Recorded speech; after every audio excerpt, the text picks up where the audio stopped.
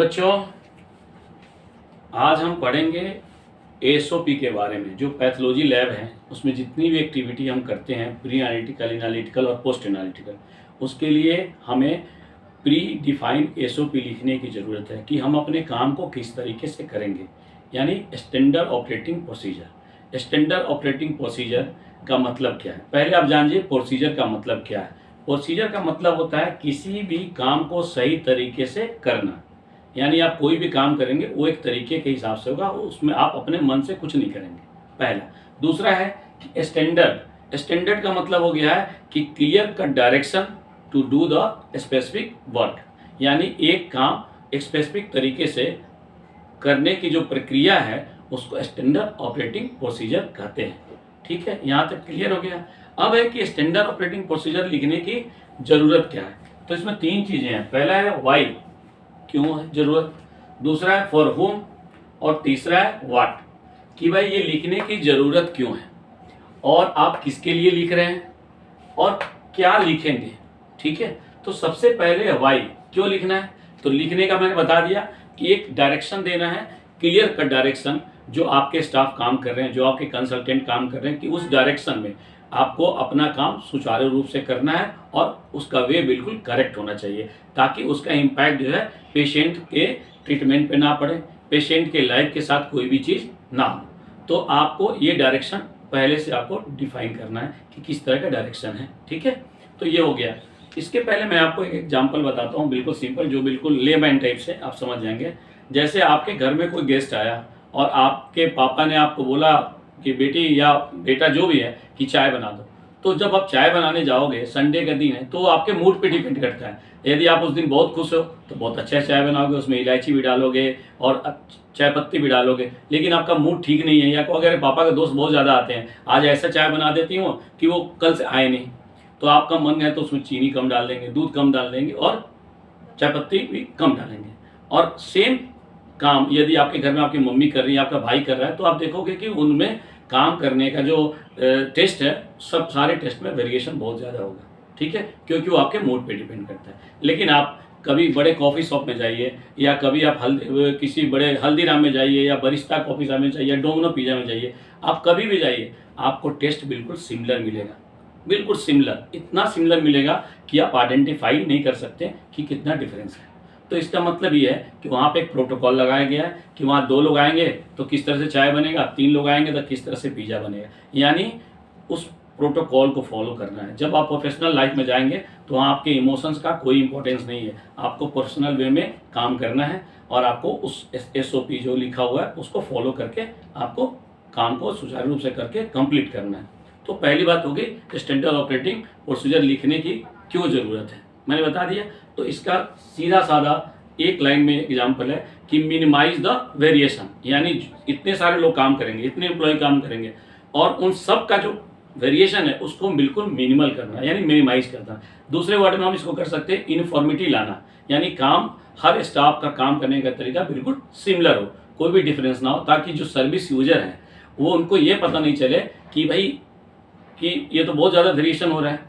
ठीक है, तो उसको यूनिफॉर्म करना है, ये एसओपी लिखने का ज़रूरत है, लिखने की ज़रूरत इसीलिए कि मिनिमाइज द वेरिएशन। दूसरा है कि आप किसके लिए लिख रहे हैं। ठीक है, तो आप किसके लिए लिख रहे हैं, आपके यहाँ जो टेक्निकल स्टाफ है, या आपके यहाँ जो कंसल्टेंट है, या आपके पैरामेडिकल स्टाफ है, या हाउस कीपिंग स्टाफ है, उनके लिए आप लिख रहे हैं। हर आदमी का स्पेसिफिक वर्क है, वो अपना स्पेसिफिक काम करेंगे, तो उसी हिसाब को एसओपी लिखना है उन स्टाफ, टेक्निकल स्टाफ, वो हाउस कीपिंग स्टाफ और उनके लिए। अब है कि उनके लिए जब आप लिख रहे हो एसओपी, तो आपको लिखना क्या है। ठीक है, व्हाट टू राइट। अब आपको जनरल वर्क के लिए आपको एसओपी का अलग है, टेक्निकल काम के लिए एसओपी आपको लिखना अलग है। तो जनरल वर्क में आप समझ लीजिए जो हाउस कीपिंग से रिलेटेड है या नॉन टेक्निकल काम से रिलेटेड, उसमें एसओपी आपको ऐसे लिखना है सबसे पहले कि उसका वर्ड जो हो वो बिल्कुल सिंपल हो, उसमें आपको कॉम्प्लेक्स इंग्लिश वर्ड की ज़रूरत नहीं है। दूसरा कि वो हिंदी में भी हो, इंग्लिश में भी हो, या लोकल लैंग्वेज में हो, ताकि वहाँ जो लोग काम कर रहे हैं उसको आसानी से समझ सकें। आप एसओपी इंग्लिश में लिख के किसी पे थोपिएगा नहीं, थोपिएगा तो वो काम नहीं कर पाएगा, जब वो समझेगा नहीं तो काम करेगा नहीं। तो हमेशा एसओपी लिखने की जो प्रोटोकॉल है उसमें कहा जाता है कि, और मैं भी प्रेफर करता हूँ कि लोकल लैंग्वेज में लिखा जाए ताकि वहाँ लोग काम कर रहे हैं तो उसको आसानी से समझ सकें। तो बाय होम तो समझ गए। जब आप टेक्निकल लिख रहे हो टेक्नीशियन के लिए तो उसमें टेक्निकल चीज़ आएंगी, उनका एसओपी का अलग स्टैंडर्ड होगा, जो जनरल वर्क के लिए स्टैंडर्ड अलग होगा। अब है कि व्हाट, अब क्या लिखना है, ठीक है, क्या लिखना है। तो पहले how do you right SOP. अब एसओपी में क्या लिखना है, स्टैंडर्ड ऑपरेटिंग प्रोसीजर में सबसे पहले कि आप जो भी काम करें, मान लो आप किसी टेस्ट प्रोसीजर लिख रहे हैं, ग्लूकोज कैसे करते हैं, कल्चर कैसे लगाते हैं, या एचबी कैसे करते हैं, तो सबसे पहले उसका इंट्रोडक्शन आएगा उस टेस्ट का। उसके बाद उसके बारे में जो डिटेल दिया गया है किट के अंदर, किट इंसर्ट के अंदर, उसको आपको फॉलो करना है। फिर वो डिटेल्स को लिखना है और उसके बाद ओवरव्यू में क्या क्या उसके स्टेप हैं वो आपको उसमें लिखना है। तीसरा है रिलेटेड टू चेकलिस्ट। जब आप किट इंसर्ट पढ़ेंगे किसी भी रिएजेंट का या कोई भी आप यूज कर रहे हैं, जो भी चीज़ यूज कर रहे हैं लैब में, तो उसका एक बुक आता है। जैसे आप मशीन ऑपरेट करना चाहते हैं तो उसका एक ऑपरेटिंग मैनुअल आता है, उसमें चेक पॉइंट्स लिखे रहते हैं, तो वो चेक पॉइंट को आपको एसओपी के अंदर इंक्लूड करना है, ठीक है। आपको उसका इंट्रोडक्शन भी इंक्लूड करना है, ठीक है। तो ये एसओपी का लिखने का तरीका है। अब है कि एसओपी लिखने के लिए क्या क्या आप कर सकते हैं और किस तरह से क्या क्या डालना चाहिए और क्यों इम्पोर्टेंट है। तो पहला है step to write SOP. SOP लिखने के तरीके, स्टेप, क्या क्या स्टेप है, सीढ़ियाँ।